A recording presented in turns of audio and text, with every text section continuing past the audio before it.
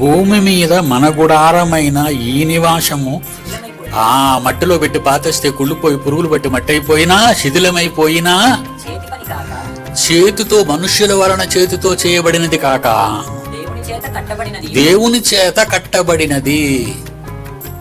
ఆ శరీరం మనకిస్తానన్నాడు దేవుడు.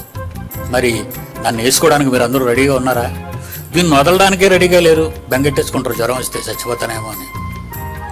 ఈ శరీరానికి ఏదైనా రోగం వచ్చిందనుకోండి, మనిషికి వచ్చే మొట్టమొదటి భయం ఏంటో తెలుసా? చచ్చిపోతానేమో.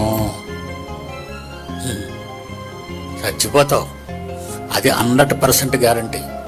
కానీ ఇది పోయినా అది దీని మీదకి రావాలి. అది వస్తుందా నీకు? ఈ శరీరం ఆ శరీరం కావాలి అనుకుంటే ఈ శరీరం దేవుని పనిలో నిమగ్నం అయిపోవాలి. అర్థమైందా మీకు?